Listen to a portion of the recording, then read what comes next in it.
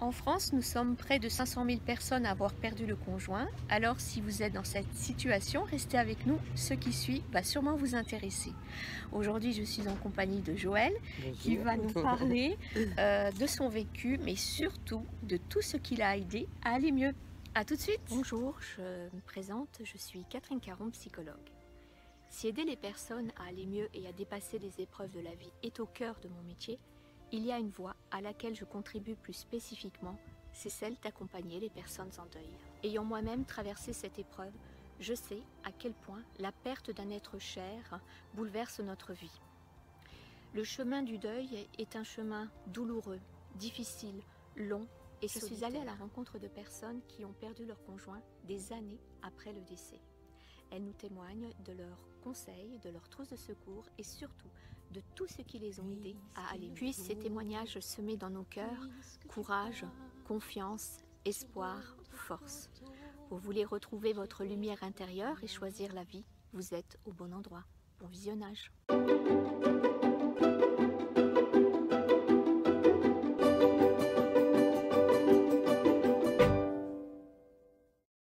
D'abord, je voudrais vraiment te remercier de témoigner. Avec plaisir. Parce que parler du deuil, c'est déjà un sujet qui est tabou et c'est un sujet qui est difficile. Voilà. Donc en tout cas, merci de témoigner et surtout d'aider les personnes qui ont vécu un deuil, qui sont derrière leur écran. Et l'idée, c'est de leur donner, leur envoyer de la lumière et de l'espoir. Et de l'amour. Et d'amour, ouais, parce que c'est la base de tout. Exactement. Et voilà, parce que quand on vit un deuil, c'est compliqué. Et voilà. Donc l'idée, c'est de transmettre à travers ton vécu tout ce qui t'a aidé pour surmonter cette épreuve. D'accord. Voilà. Alors la parole est à toi, on fait comme ça dans la spontanéité, et puis je rebondis si nécessaire. Voilà. Eh bien, moi j'ai perdu mon mari à 8 ans. Et d'un cancer foudroyant, donc c'est qu'il l'a emporté en 6 mois, donc ça a été quelque chose de très brutal qui est arrivé. Je m'y suis préparée comme j'ai pu parce que je suis une ancienne assistante sociale, j'ai travaillé dans les hôpitaux, donc dès que le diagnostic au début a été posé, je savais à quoi m'attendre. Oui, oui. Mais du coup, je l'ai accompagné du mieux que j'ai pu avec tout mon amour. Et c'est déjà ce que j'ai envie de faire passer, c'est que l'amour, c'est la base de tout dans la vie, l'amour pour les autres, mais l'amour pour soi aussi. Parce qu'il est vrai que quand il est parti...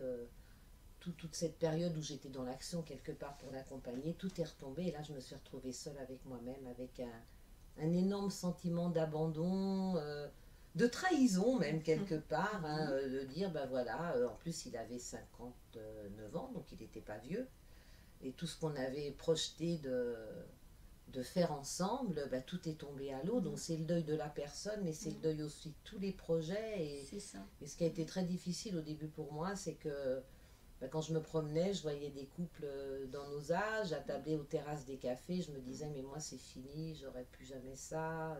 Je voyais ma vie finie, quoi, quelque part. Et ouais, c'était assez douloureux. Alors, je parlais tout à l'heure d'amour. Et pourquoi d'amour? Parce que j'étais très entourée. Vraiment, j'ai eu des amis extraordinaires autour de moi qui m'ont montré l'amour, qui m'ont montré que je n'étais pas seule. Et ça a été super. Mais à un moment donné, il a vraiment fallu que je rentre dans ma douleur, parce que cette douleur, il n'y avait que moi qui pouvais la rencontrer, il n'y avait que moi qui pouvais la guérir. Et j'ai senti ce moment où on peut tomber dans la dépression. Il y a une espèce de point, à un moment donné, c'est où tu plonges, où tu rebondis. Et j'ai décidé de rebondir. D'accord, alors c'est ce que tu vas nous expliquer, voilà. Qu'est-ce qui t'a aidé à... bien, parce que descendre, je trouve que tu l'as bien, t'as bien mis le doigt dessus, c'est normal, et il faut passer par là, c'est l'étape normale du deuil. Mais comme tu le dis, c'est pas rester au fond du trou, c'est comment... C'est pas rester au fond du trou. Alors ce qui m'a aidé, déjà c'est que... Donc les amis. En plus, l'astrologie, parce que je suis astrologue et j'ai toute une ouverture à la spiritualité, alors des croyances. Alors tu peux nous préciser la spiritualité, ce que c'est? Parce qu'il y a beaucoup de personnes qui l'associent à la religion. Alors non, là pour moi la spiritualité, c'est de croire en quelque chose de plus grand que nous, de croire que on est sur Terre pour une raison bien précise et qu'on a un chemin de vie à parcourir. Et donc l'astrologie m'avait déjà donné des indications par rapport à ça. Mais c'est surtout que ce deuil m'a permis de comprendre qu'on est seul sur notre route, quoi. Et qu'en fait, les gens, que ce soit les conjoints, des fois ce sont des enfants qui disparaissent, c'est très très douloureux aussi. Ça fait... la vie ne m'a pas apporté cette épreuve-là, mais je pense à toutes ces personnes qui perdent des enfants, c'est horrible. Et donc de se dire qu'on est seul sur notre chemin de vie avec des choses à traverser et que la force qui est en nous, eh bien, il faut aller la chercher, il faut aller l'utiliser pour continuer à avancer. Est-ce que tu veux dire par là que du coup, personne ne viendra nous sauver, que c'est un chemin ça c'est clair. Personne ne viendra nous sauver. Et donc j'ai choisi de me faire aider. Alors j'ai choisi de me faire aider par des thérapeutes, donc dans la psychologie, bon je suis assez jungienne à la psychanalyse, et puis des personnes avec une ouverture spirituelle justement, avec ce sens de la vie et de la mort et de la transformation. Et ça m'a permis d'aller à la rencontre de blessures que j'avais qui n'étaient pas guéries en moi, qui n'étaient pas guéries en moi, et qui faisait que dans la relation à l'autre, on est moins seul et ça paraît plus confortable, quoi. Et sauf que là, moi, j'étais toute seule. J'étais toute seule sur le chemin qui se dessinait devant moi et il fallait que j'y aille. Et j'y suis allée. Alors, ça n'a pas été facile. Ça n'a pas été facile parce que j'étais habitée d'un tas de croyances, mais je me suis rendu compte que toutes ces croyances, bon, elles pouvaient peut-être m'aider à trouver un sens à cette vie, mais par contre, elles ne m'aidaient pas quand je tombais dans ces états un peu dépressifs, ces émotions qui remontaient, de souffrance, d'abandon, de trahison, de tout ce qu'on veut. Et c'est là où j'ai vraiment travaillé sur cette notion d'enfant intérieur que j'avais lue dans des tas de livres. Et je me suis dit, bon ben voilà, à l'intérieur de toi, il y a un enfant intérieur qui pleure. Et cet enfant intérieur, il n'y a que toi qui peux lui prendre la main et avancer. Alors, encore une fois, c'est un cheminement parce que au départ, on le sait. Après, on l'expérimente. Après, on fait des exercices, alors avec des thérapeutes et puis après sans. Et puis, il y a un moment donné, eh bien, on y arrive quand on a l'impression que la vie nous lâche, nous abandonne, même en dehors du deuil, dans des tas de circonstances, on est capable de s'intérioriser et d'aller prendre la main de ce petit enfant intérieur en lui disant « Allez, t'inquiète pas, je suis là ». Et là, c'est quand même d'un grand réconfort. Et puis, il y a tous les gens qui partagent... ces croyances, ce chemin, qui se soutiennent entre eux, et on les rencontre ces gens après. En fait, c'est que le premier pas qui compte, quoi. Et le premier pas qui compte, c'est de dire, je suis en vie, je suis entourée d'amour, l'amour, ok, je le donne aux autres, mais je me le donne aussi à moi-même, et au-delà de moi-même, il y a l'univers qui m'aide. Voilà, c'est en gros ce que j'ai envie de dire. Ouais. Et puis les rencontres se font, c'est ça qui est assez incroyable. Alors, juste parce que je trouve que c'est bien que tu aies parlé de l'enfant intérieur, il y a peut-être des personnes qui ne savent pas ce que c'est, puisque finalement c'est prendre soin de ton monde intérieur. Oui. Est-ce que tu peux donner juste un exemple de ce que tu as fait d'un côté pratique pour prendre soin de cet enfant. J'ai accueilli une part de moi-même qui était très en souffrance. Donc la partie qui est triste, en la fait, partie tu triste, l'as accueillie. Je l'ai accueillie. Tu l'as pas rejetée. Voilà. J'ai accueilli cette partie triste et j'ai toujours dit, bon j'accueille cette partie triste, mais elle remonte à très loin et tu vas pas rester là-dedans toute ta vie. Et par contre, je choisis d'aller vers autre chose. Et c'est ce que j'expliquais tout à l'heure, c'est pas évident au départ, parce que des fois ça nous rattrape, la conscience en fait elle s'élargit de plus en plus au fur et à mesure qu'on persévère. Ce qui est très important, c'est la persévérance. Et quand on rechute, qu'on a l'impression qu'on n'a pas été à la hauteur, c'est pas grave. Le tout, c'est de garder vraiment cette conviction qu'on va y arriver et que le bout du tunnel, il est là, quoi. C'est ça. Je ne sais pas si toi, c'était aussi comme ça, mais moi, j'avais l'impression d'avancer, puis finalement, je reculais. Oui, bien sûr. Et puis, je refaisais un pas. Donc, c'est le processus pour assurer comme quoi le processus est normal. Mais ce que je veux surtout dire, c'est qu'il faut aller chercher la force en soi. C'est ça. C'est personne d'autre. Parce qu'en plus de ça, ce que j'ai remarqué aussi, c'est que les amis, ils sont là, ils nous voient dans la tristesse, ils ont envie de nous aider, mais chacun va aller projeter ce qu'il est. Et c'est pas sa vérité. Et des fois, on culpabilise aussi en ayant l'impression que les autres sont plus forts, que nous, on n'est pas à la hauteur. Mais il n'y a pas de plus fort et pas de hauteur. On a de recul que par rapport à sa propre histoire. Donc il n'y a que nous qui pouvons pour nous. Et aujourd'hui, je sais qu'on a tous nos problèmes et que la vie vient les réveiller et que les problèmes des uns ne sont pas les problèmes des autres et qu'à un moment donné, cette force et ce changement, on va aller l'opérer en nous. Alors si tu me permets, justement ce dont j'ai pris conscience, c'est que cet enfant intérieur, pourquoi il était en souffrance? Ben parce que comme nombre d'entre nous, cet enfant n'a pas été entendu dans l'enfance. Donc il s'est forgé une personnalité pour plaire aux autres, qui n'était pas la sienne. Par contre, sa vraie personnalité, elle est restée en souffrance. Et en faisant ce travail-là, je me suis rendu compte que, à un moment donné, eh ben, j'ai retrouvé l'enfant avec sa joie de vivre. Et alors là, ça a été extraordinaire. Parce qu'au lieu d'avoir des scènes qui remontaient de déception, de souffrance, de toutes ces choses-là, quoi, ben, j'ai retrouvé la petite fille qui sautait dans les champs, qui était sur son vélo. Et je me suis dit, mais c'est ça en fait, il faut que j'aille vers ça. Et donc je suis seule pour affronter ce qui se passe à l'intérieur de moi. Il n'y a que moi qui ai la clé de moi-même. Et comme j'expliquais tout à l'heure, quand on est sur ce chemin, on rencontre des gens qui sont aussi sur son chemin. Et là, on rencontre des gens qui nous comprennent, qu'on comprend, et on avance tous ensemble, et c'est génial, quoi. C'est vraiment génial. Hein. Et combien de temps ça a pris entre l'événement du décès à cette joie de vivre dont tu parles? Alors, disons que, bon, ce que j'ai pas envie de rentrer dans les détails, mais après la mort de mon mari, j'ai découvert des choses qui m'ont pas permis de faire vraiment le deuil comme j'aurais voulu. Donc en fait j'ai eu la totale parce qu'il y avait le deuil de plein de choses, mais bon, comme quoi vous voyez on peut s'en sortir même quand ça se surajoute.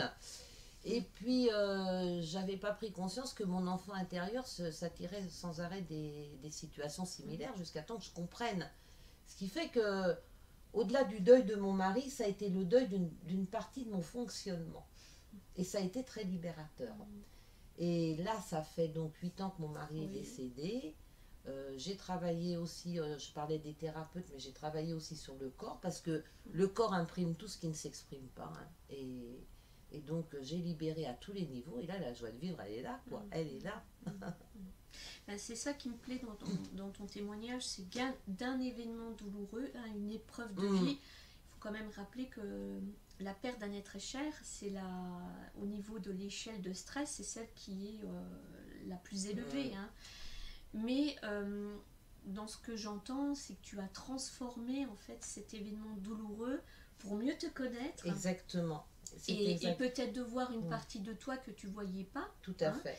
Et la perte de cet être cher a révélé des choses. Tout à fait. Donc c'est sûr que c'était douloureux parce que tu t'en étais pas occupé, je suppose. Hein, c'est comme Bien ça que sûr. j'entends. Et du fait, ben là, tu as été face à une réalité parce que la mort renvoie à une réalité. Ben, tu t'en es occupé en fait. Et c'est en s'occupant de ce qui était à l'intérieur de toi que tu as pu avancer. Oui, et puis en dehors de retrouver cette joie de vivre, cette petite fille qui a envie de s'émerveiller d'un tas de choses, je me rends compte aujourd'hui que je n'appréhende plus du tout les problèmes de la même façon. Je les vois avec davantage de recul, de discernement, et puis bon, des fois je m'énerve encore après moi parce que je voudrais que ça aille plus vite, mais alors voilà, c'est toujours ces dualités qu'on a tous, et puis après d'en prendre conscience et dire bon bah allez, tu t'es encore un peu énervé, mais à chaque fois j'arrive à prendre plus de distance, à moins m'énerver, et c'est de mieux en mieux, quoi. Et puis j'aime bien que tu appuies sur la joie de vivre, parce que c'est vrai que c'est le défi hein, des endeuillés, hein, c'est de comment retrouver cette joie de vivre, comment rire, comment refaire des activités. Et j'ai perdu mon fil. La joie de vivre, retrouver cette joie de vivre. Ouais, je sais plus, je voulais dire quelque chose d'important et bon, écoute, ça me reviendra, Mais en tout cas, c'est un défi à relever, hein, retrouver cette joie de vivre. Oui, et puis bon, avoir aussi vraiment la compréhension que on est seul et on meurt seul. Oui. Et que notre vie, notre destin ne dépend pas. J'ai retrouvé mon idée. Ne dépend pas de quelqu'un d'autre. Et j'aime beaucoup le texte de Jean d'Ormesson qui dit que notre vie, c'est un petit peu comme un train dans lequel on est. Et qu'il y a des gens qui montent et qui descendent, d'autres qui restent tout le long du voyage, mais à un moment donné, de toute façon, le voyage s'arrête. Et quand on part, on est tout seul. Donc je reviens sur cette notion d'amour qui est importante, parce que par contre, une chose une chose qui a été très importante, c'est que mon mari est parti entouré d'amour, vraiment. Il est parti accompagné dans la lumière. Donc ça...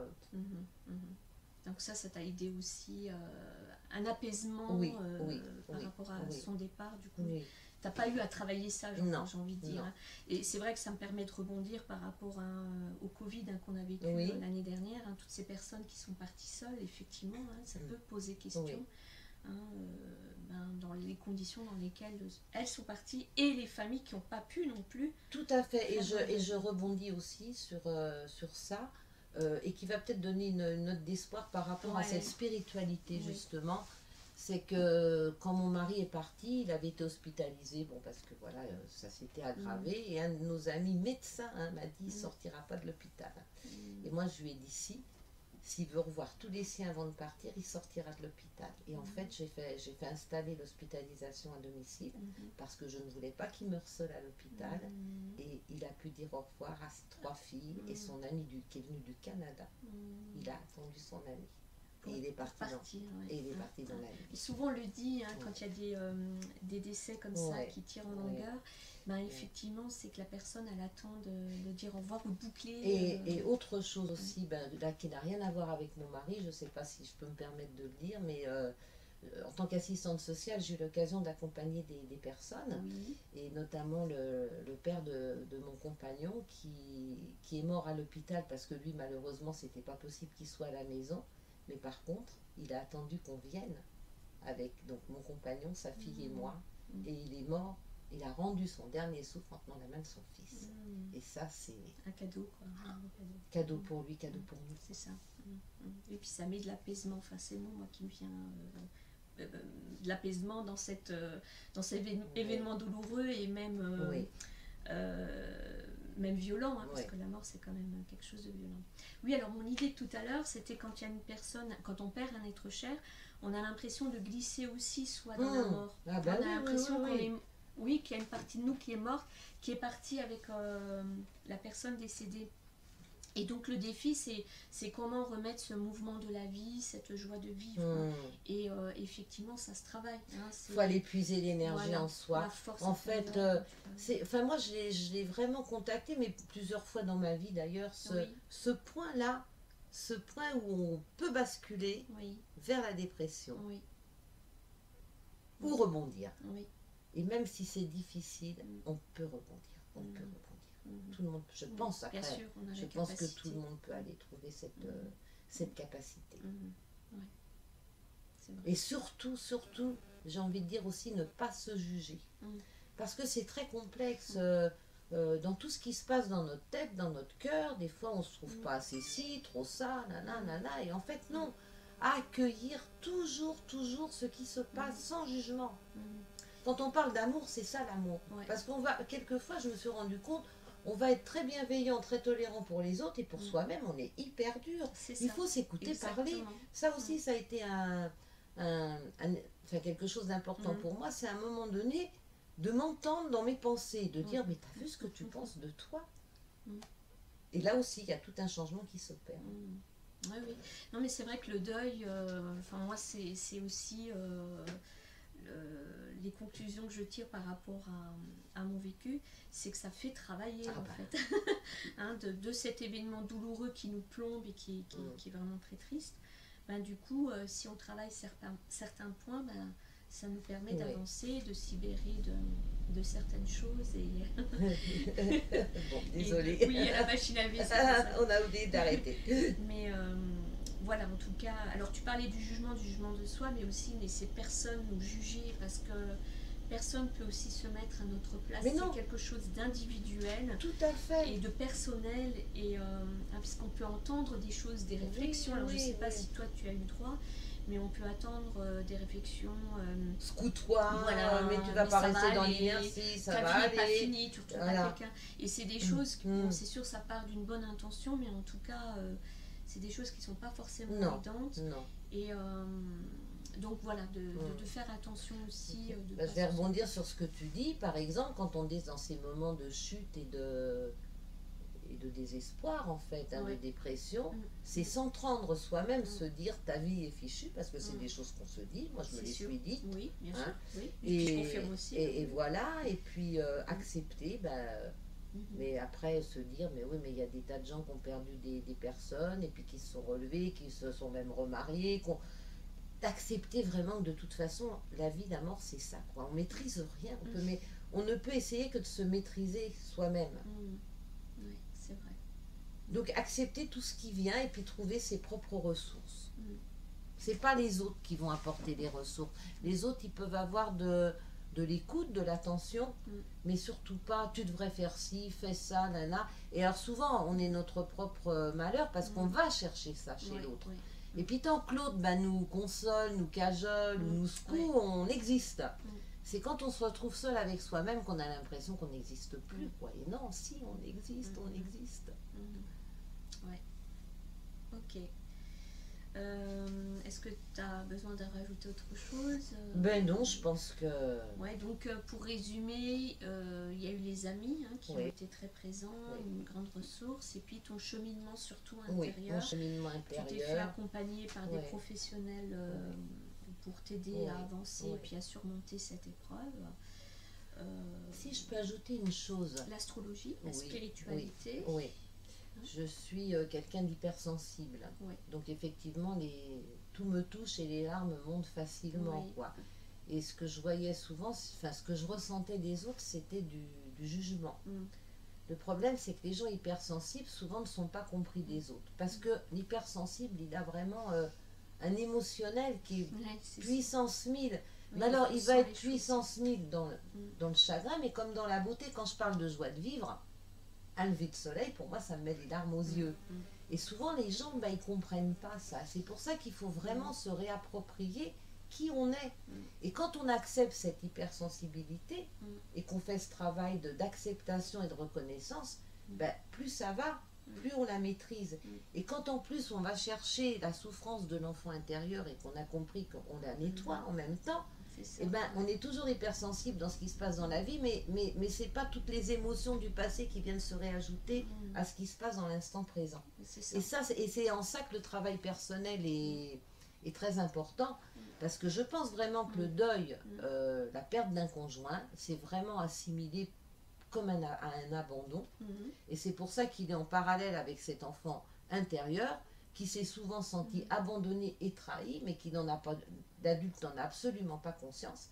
Et à chaque fois qu'on va aller toucher ça, et en fait, c'est l'occasion d'aller nettoyer. Pas l'occasion de faire ça, je veux pas le voir, et puis je suis forte. Non, non, je suis vulnérable.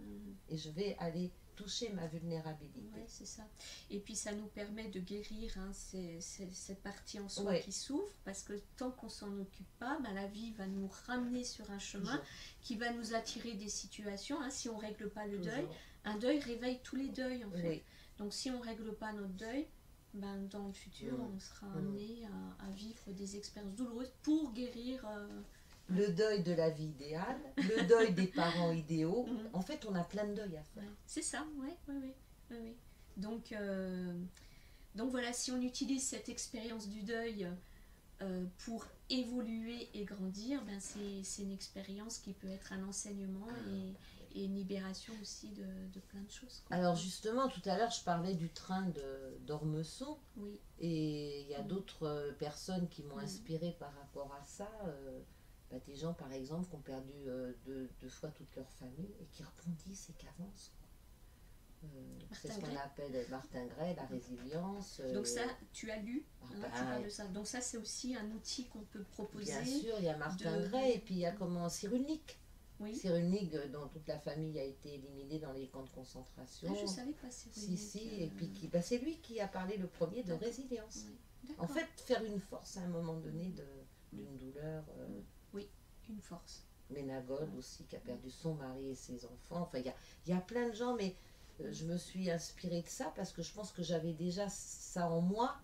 Mais pour ceux qui ne l'ont pas en eux, peut-être aujourd'hui leur dire, allez chercher ça. Parce que je me suis toujours dit, s'il y a des gens qui se sortent d'expériences qui, à mon sens, sont beaucoup plus dures que ce que je vis, c'est que moi, je peux y arriver. C'est ça. C'est ça, on peut y arriver. Ouais, ok.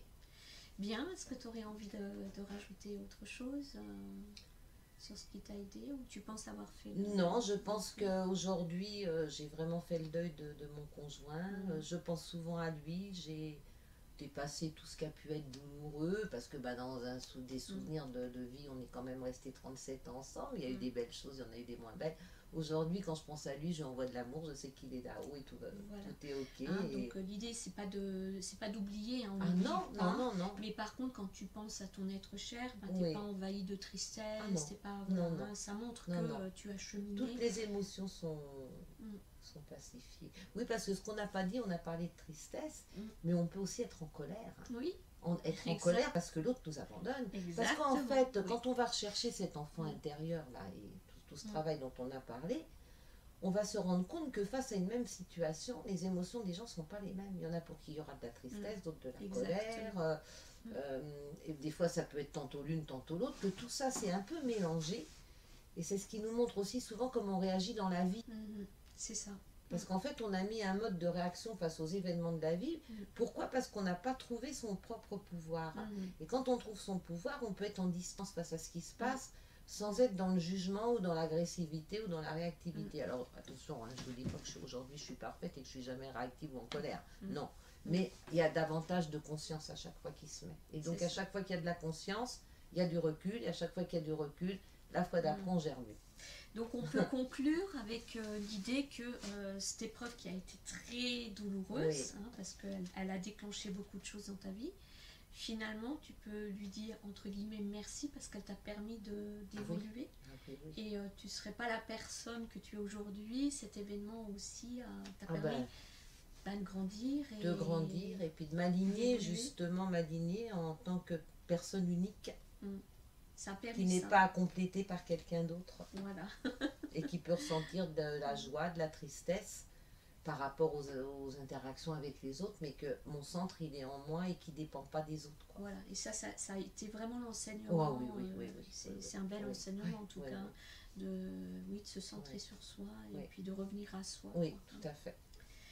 Ok. Et la nature aussi m'a beaucoup aidée. Ouais, mais je te rejoins. Tu as parlé de coucher de soleil tout à l'heure. Oui, j'ai la chance d'habiter en bordure de forêt et vraiment la forêt a été d'une grande ressource pour moi. Me reconnecter à la nature. Ouais, là, je te rejoins tout à fait. Ancrée et la tête dans les étoiles. Et ça, c'est un conseil qu'on pourrait donner. Oui, parce que pour les gens qui écoutent, la spiritualité, oui, mais attention, pas n'importe comment. Pas dans l'évasion, dans le rêve, en ayant les pieds quand même ancrés dans la réalité. C'est ça, pas une fuite dans le sens où parce qu'il y a une réalité qui est matérielle. Donc on peut...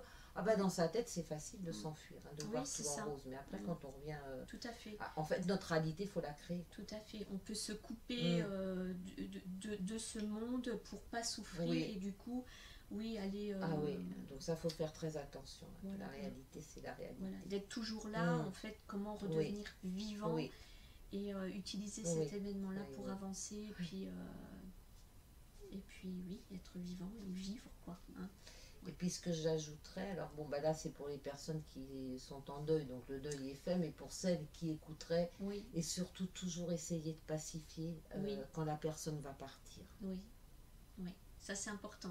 S'il y a des litiges, des choses difficiles, des blessures. Se dire que chacun a son chemin, chacun fait ce qu'il peut. D'accord. Et que c'est toujours possible, même si la personne n'est plus de ce monde, qu'il y a des choses qui n'ont pas été réglées. Oui, tout à fait. On peut toujours s'en occuper et puis faire un travail. De toute façon, tout ce qui est émotionnel, que ce soit la colère, le chagrin, ça nous appartient. En fait, l'autre ne vient toucher que ces choses qui sont en nous et donc il n'y a que nous qui pouvons agir sur nous. Donc tant qu'on s'en prend à l'autre, on règle rien. C'est ça, c'est ça, on n'avance pas. Ok. Voilà, je crois que j'ai tout. Oui, c'est déjà pas mal. Et puis, écoute, je te remercie beaucoup de ce partage. C'était avec plaisir. Et puis, j'espère que ça va être utile aux personnes qui vont nous écouter. Et puis, je vous dis à bientôt pour d'autres interviews. Et on vous fait plein de bisous et plein de petits cœurs. Et bon courage surtout. Oui, et beaucoup d'amour pour tout le monde. Voilà. À bientôt. Au revoir. Si toi aussi tu pleures, c'est bien normal.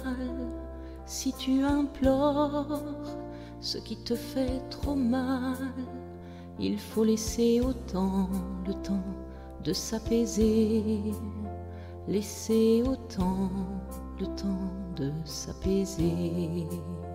Quand toutes tes larmes cesseront de couler, tu pourras rechanter et tourner la page.